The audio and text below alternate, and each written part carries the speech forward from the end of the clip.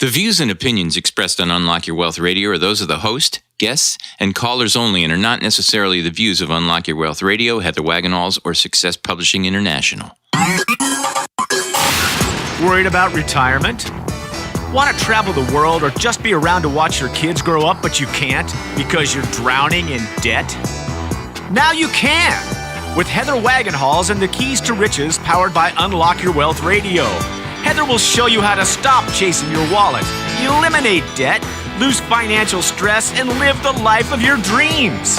If you truly ever wanted to have more, do more, be and give back more, now's your chance.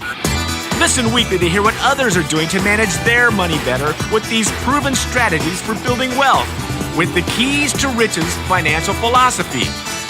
Now here's your host, Heather Wagenhals. Welcome to the show. This part of Keys to Riches, powered by Unlock Your Wealth Radio, is sponsored in part by Audible.com. Get a free audiobook download at keystoriches.com/free book and click on the link to over 150,000 titles to choose from for your iPhone, Android, Kindle, or MP3 player.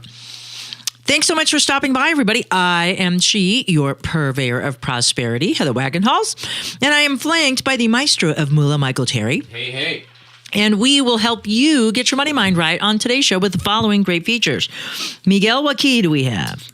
Key number 7, break the budget. Yay! So glad you got it right out of the gate. Le budget. Didn't even have to look it up. No. I'm impressed. Yeah, well. And so, so we're going to talk about breaking the budget and why budgets are bad and why there's a better way.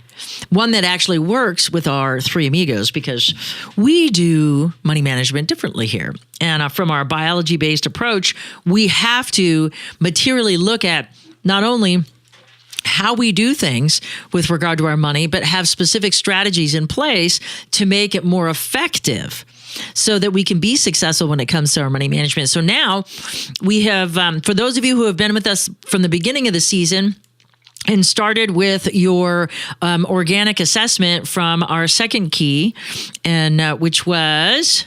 Take action, make assessment. That was it. Yay! Ding, ding, ding, ding, ding. I think I got the first two down. You have to look at it. Give it another 3 years. Your listeners are saying to themselves, geez, who is this freaking dumbass producer? So they're feeling pretty good about themselves, I would think.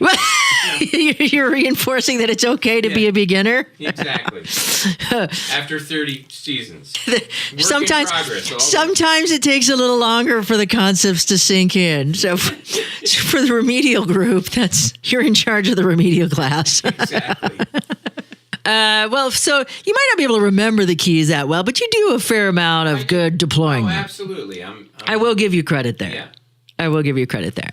Never being big on memorization. Yeah. So we have an exciting moolah word of the day. And it is a moolah word of the day. Moolah word. Okay. Yeah. So we've got a really great moolah word, and then we're going to talk about this week's key because breaking the budget. For those of you who have been with us, you'll be able to break out those assessment envelopes that you've been hanging on to. But we're going to learn today about why budgeting is inherently bad and what we really need to be doing instead. Budgets are kind of like diets, and it's something that people go on to and off of. And usually when they come to the off of, they're worse off than what they started. Mm-hmm. So that's why this is a super important key. And so I'm really excited to be doing this. This is where the rubber meets the road. This is where many belief questions get answered. And when I say belief questions, now we're going to be able to, if we remember, I only talked loosely about this when we first started out because I don't want to taint the assessment. But what we're going to do is we're going to be able to assess not how much, because it's never how much you're spending, because how much is a relative thing. What might be a lot of money to you may be nothing to the next guy who can afford it. And let me just tell you, I coach professional athletes. I do musicians. I do entertainers, actors, actresses, you name it. And I deal with high performance salespeople, and the story is the same. The amounts are what are different. Right. So we're not looking for how much. I mean, how much is a factor, of course, because if you're spending more than you make, then that's a problem. And I had a guy that made $800,000 a year. He was a top producer in his company, yet he spent $1.1 million, and he couldn't figure out why he was always broke. And I'm like, yes, but you spend more than that. And the key isn't how much you make, it's what you do with it after you get it. Yeah. So it's all relative. So we're not going to focus so much on the how much, but we're going to learn what we're going to focus on in today's key and why we should be focusing there. But first, we need to have some fun. A moolah word. We have our moolah word of the day. And our moolah word of the day is, well, moolah. Moolah. And it can be spelled one of two ways, M-O-O-L-A, or my preferred spelling, M-O-O-L-A-H, moolah. And you're going to tell us the origination of this thing. Yes. Well, it is slang. It is something such as coins or printed bills used as a medium of exchange. So an informal version of the word moolah is wampum. Oh, yeah. Okay. Other synonyms to cash, currency, lucre, or money, or other slang, like you prefer cabbage, yeah. bread, dough, gelt, green jack lettuce, long green, mazuma. I've never heard of mazuma. Mazuma. Or the British refer to it as brass. Huh, never heard that. And, well, I've heard it, but I didn't know that it had to do with moolah. I thought it had more to do with testicular fortitude. Oh, okay. You know. As in brass balls. There you go. That's what I thought when they meant brass. Well, he's got a lot of brass. Who knew it was wallet? Yeah. The back of the pants, not the front, if you will. Now, the younger generation have bank. You got bank. Yeah, we do have bank, baby. Yeah. So I like this. He won, or here is it used in a sentence. He won the prize when playing Microgaming's Mega Moolah game late on October 6th, but he had to keep the win quiet for 3 days and even went to work the following day. You know, I'm not getting etymology of this, which is kind of a bummer. I would imagine it's American slang. Moolah is a vernacular or synonym for money, and it has been around since the late 1930s. It has the swing and swagger of great slang and instantly brands the user as a way to cool, it instantly brands its user as way too cool to sweat the small change of life. One would think so many people wondering about the roots of moolah that someone would have come up with a better urban legend. Huh. But it's derived from the French le moulin, meaning the mill, cool. Referring to factory mills as a source of wealth. So there you go. Now, have you heard of the stick? The stick. What was it called? A measuring stick? No. A moolah stick? The tally stick. It was a form of money way back in the day. You know. I've heard of notches in the bedpost. Is that the same? It is a notch-based piece of wood. A tally stick. So how do you take off the notches when you go to spend them? I don't know. I've got a couple of videos because I've been discussing the history of money and stuff with this friend of mine from high school, and he's deep into it. So you and I can look at it. And maybe we should have him on as a guest just for fun. Well, I don't know about that. No? We'd never get rid of him. Uh-oh. He's one of those guys that loves to hear himself talk. Well, those are good guests. Yeah, that's true. To a certain degree. And then it gives us a break. You got to figure out how to shut him up, though. I know. See, holler, hello. We'll just all of a sudden the calls get just Yeah. He must have hung up. The call got dropped. Bad cell area, buddy. Call back. Yeah. Well, let's get moving into this week's key, shall we? So for those of you who are joining us for the first time, welcome to the Keys to Riches Radio. And we are so glad you stopped by. We are so happy to have you. Hopefully you will get a big bunch of value out of today's episode and become a regular listener. The Keys to Riches is a financial philosophy that teaches you how to think like the rich and be in control of your own money. It also gives you specific techniques to create or fix your credit, eliminate debt, save and invest, all while transforming your current financial habits into healthy money management skills. And we do this one key at a time, 1 week at a time here at Keys to Riches Radio. And this week's key, again, is break the budget. This segment is sponsored in part by keepmyid.org, the only service that actually prevents identity theft. All others are just monitoring services. Put your credit on lockdown for Keys to Riches Radio listeners by visiting our website at keystoriches.com/keepmyid and click on the link to start protecting your financial future right now. Remember to use promo code WAGS. So this week's key is about breaking the budget. And the purpose for this key is we're not just breaking our budget. And most of the time when we hear that, we think, oh my gosh, we're blowing the wad. We're spending the cash. We're blowing the bank. We're delegating all of the dinero somewhere else. That's what we think of when we hear of breaking the budget, don't we? Yeah, for sure. But what we're talking about is a completely different animal because we're talking about breaking the budgeting mindset when we talk about breaking the budget. And the reason why it's so critical that we break this mindset is because of its inherent negativity. Now, as individuals, we move towards pleasure and away from pain. And the mere root of the word budget, and since we've been doing with word etymology on today's show, it comes from the French word budget, which is a small woman's handbag, which limits you into what you can carry. So you can only put in maybe keys, a credit card. Original budgets would have never allowed a mobile phone. But now, they make sure that you can fit at least a mobile phone in there, one of these smartphone-sized mobile phones, and not much else. Tube of lipstick, maybe a compact, but you're not getting much else. So with a budget, you have to think about what it is that you want to put inside it because only so many things will fit. What does that mean? If only so many things will fit, that means what? So many more are left out. Something's got to go. Yes. And so how does that play into how we're wired?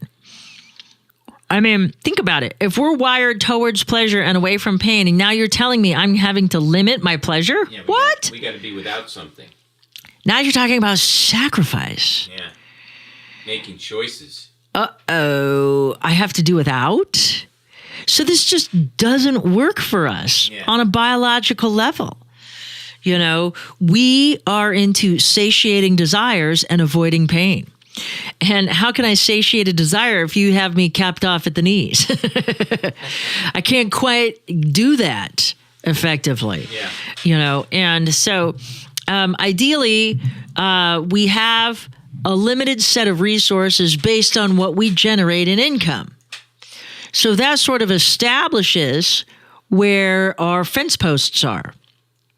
Now, the other fence post gets established by what we spend.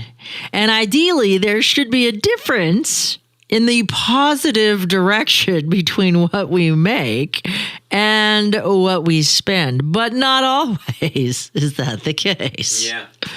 Yeah, we know some folks that don't really get that. Yes, and I have dealt with many a coaching client at every income spectrum or level of the income spectrum that there is. And what we find out is that it doesn't matter where the first fence post gets tucked in the sand. Because you tuck that little fence post in for the income, for the gross income. And ideally, the expenditure should be in the opposite direction. of that. But usually we walk and walk and walk and stick the fence post, but then we keep walking and walk past that fence post to put our stake in the ground for expenses. And that is where the problems lie. But we don't just do it consciously. We're not deliberately going out and blowing the wad. I mean, some people do that, but it's such a slim margin. The intention is never to blow it all. It's not the intention. Only a few people that have major psychological challenges. Yeah, I've known a couple of millionaires that were homeless. Oh, yeah. 5 years later. Oh, yeah. You know, I mean, it just so scary. Look at the statistics for millionaire lotto winners. They're broke or dead within 1.5 years. Yeah, but this guy had a business and built up a successful real estate business in Manhattan, and he was homeless 10 years later. Yeah. I mean, you scratch your head and you shake your head and you go, how does this happen? Well, something in his beliefs was not in line. Yeah. So, you know, when we break our budget, like I said, this is about breaking a mindset. We're going to uncover all kinds of beliefs that we have that float under the subconscious level. You know, and then there are basically 5 types of beliefs, and we're going to uncover those as we move forward through this key.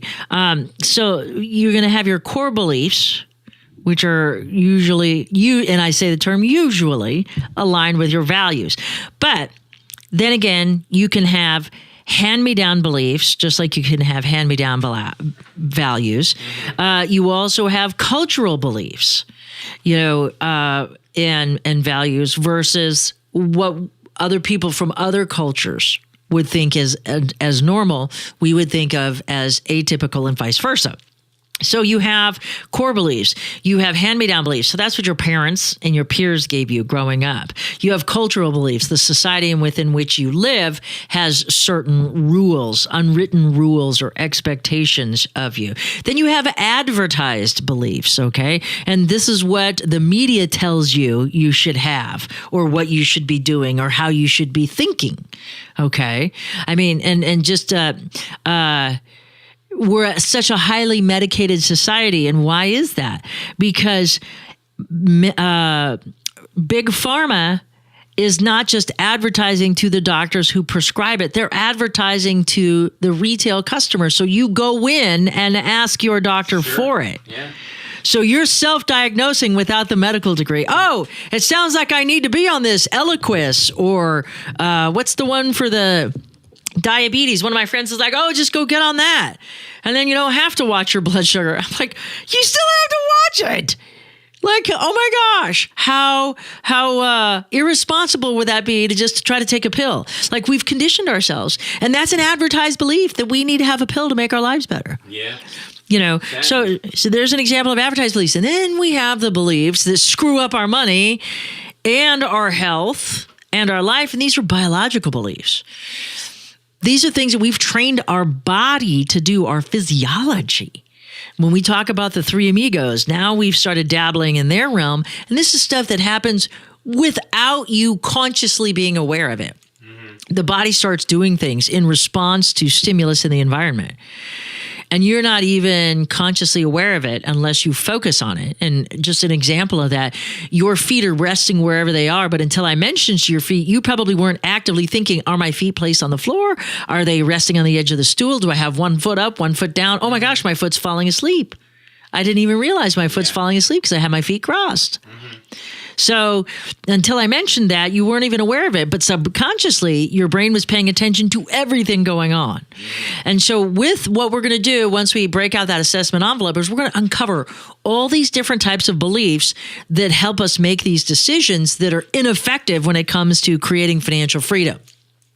And so let's address some of those first off. So now that we have these, we want to sort and categorize all of these receipts. Visit our website at keys2riches.com to get the document to give you the categories that you need to be sorting your receipts in. So all those receipts that you've been saving for the last 6 weeks since we started this, you can bring them out now. And the reason why we bring them out now is because we're looking for things. So I said it's not how much. It's going to be about when. And then we're going to look behind the when to the why.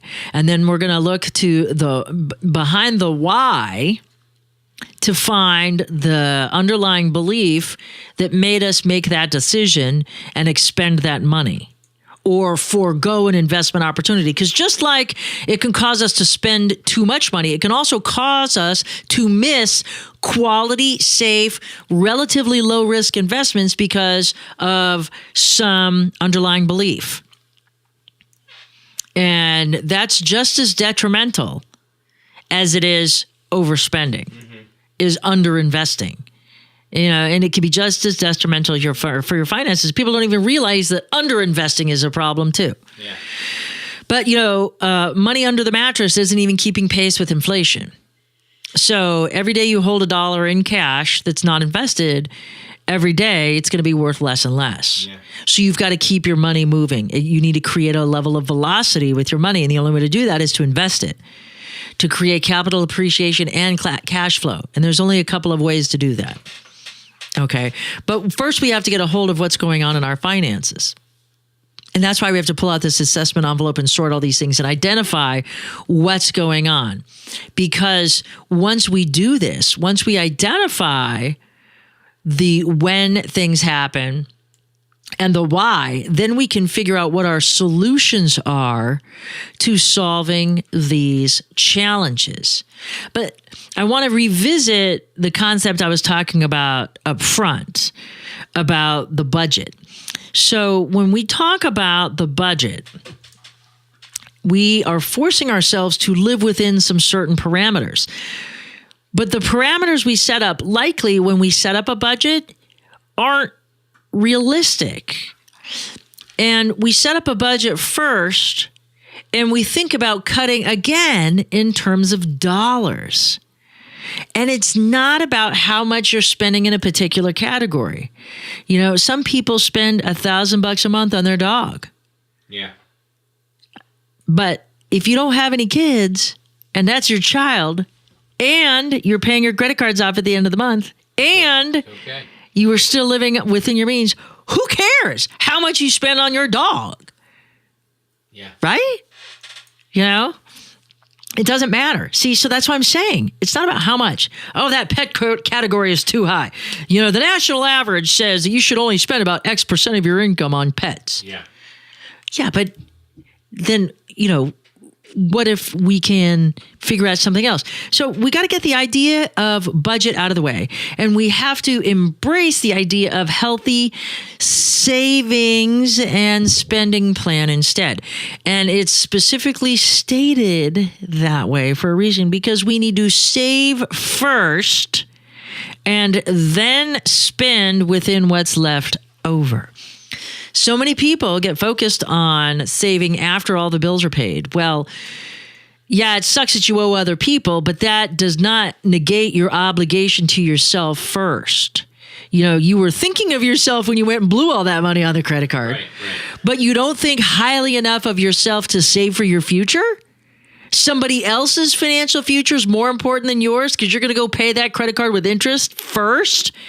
Instead of paying yourself to go earn interest instead? Yeah, exactly. That's backwards. Nudge. That is absolutely backwards.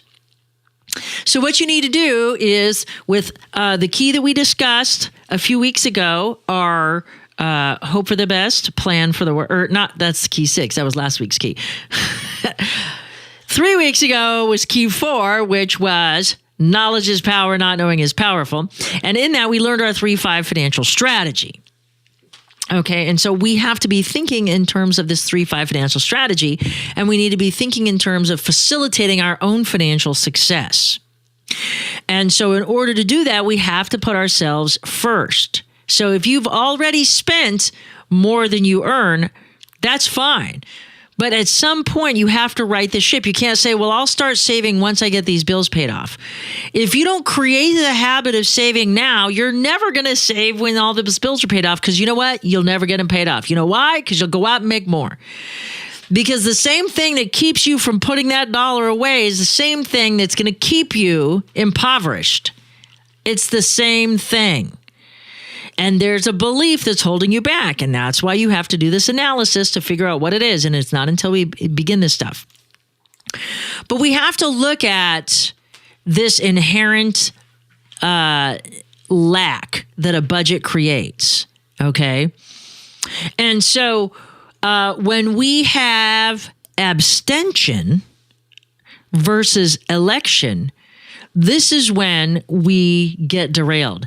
And what do I mean? When we force ourselves to forego something we desire, we only make that desire for that particular item grow. And if you can't understand this in financial terms, let me put it into more explicit terms in an area that most people can understand.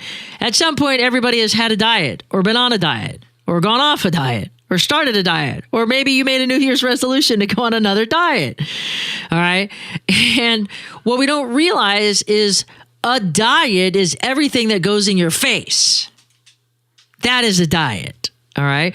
Yeah. So whether you define your diet or not is irrespective of what a diet is. A diet is everything that goes into your face. Now, a healthy exercise and eating plan is different from a diet because it allows for the consumption of things to the expenditure of those calories somewhere else. All right. And so we need to think about that in the same terms here. If we deny ourselves that chocolate cake that's sitting under the glass, and we walk by it every day, and we say, no, I'm on a diet. No, I'm on a diet. I can't have it. But we just want a little bit of it.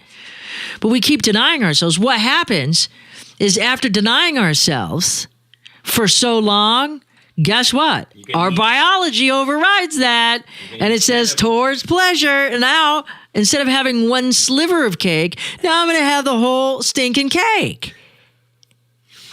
And we go overboard. And that's what happens with budgeting, is we set up this budget, and it's usually not realistic. It's not tied to anything we're currently spending, like I gave the dog example. So we need to analyze our spending first. Again, it's not how much. It's when and why. And when we figure out the when and the why, then we can figure out the how to make the corrections. So it's not about abstention. It's about election. It's about giving yourself permission to have these things while still being able to look forward to the future and keep track of and be on target with your financial future. I think of it as watching things as a chameleon. You know those little guys, they have the eyeballs that rotate in different directions? Yeah. Those little lizard guys, and I don't know if chameleon is the right one, but the guy that has the cool fingers and the spiny thing. And so you want to rotate one of those eyeballs on the present, paying attention to what's going on right now. What am I doing right now? And with one eye on the future. And how is what I'm doing right now affect what's going on in the future? And instead of abstaining and saying, no, I can't have that, say, wow, I could have this. However, I'm choosing to have it later. I'm just postponing it. I'm giving myself permission. So I'm not feeling as if I'm doing without. I'm not feeling as I've given up anything or I'm wanting of something. And I've given myself permission to have it. I'm just choosing to have it later. So we get over that whole no thing, because it's not about no, it's about not now. Because what happens when you tell your 2-year-old no? They get dug in. They're going to do it anyway. And they're going to do it anyway, or they're going to hassle you until you give in. Yeah. So why not create a scenario that provides for both the structure and the pleasure at the same time? And that's what this week's key does. It gives you both the structure and the pleasure. So instead of saying, all right, well, we can't go out. If you're used to going out every Friday night, for movies and dinner and stuff, why not cook at home one of those weeks in the month and save the money and rent a movie? Create the same experience at home. Cook your own popcorn. Right. Make your own way. Yep. And all you have to do is substitute. So it's not like you're denying a family outing. You're just choosing to have it in a different way. Yeah. So it's about being creative as well. And it's about election, not abstention. So for more on this and your Break the Budget category organizer, please visit our website at keys-to-riches.com. And for great interviews with money gurus and all kinds of other topic-driven shows, please visit our website at unlockyourwealthradio.com. For the maestro of moolah, Michael Terry, I'm Heather Wagenhals. Now go out and unlock your wealth today. UnlockYourWealthRadio.com is produced by Heather Wagenhals and the Unlock Your Wealth Foundation. UnlockYourWealthRadio.com and its affiliates are copyrighted 2017 with all rights reserved. For more information on the Keys to Riches Financial Wellness Series, please visit our website at www.unlockyourwealth.com.